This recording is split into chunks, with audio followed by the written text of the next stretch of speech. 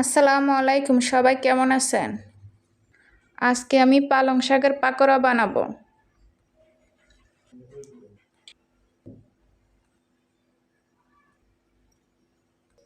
আদা বাটা দিব, রসুন বাটা দিব, জিরা বাটা দিব।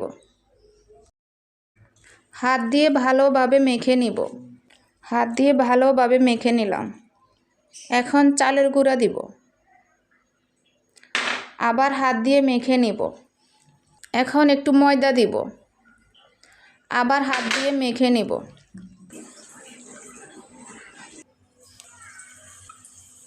অল্প আঁচে ভেজে নিব লাল করে। উল্টাই দিব।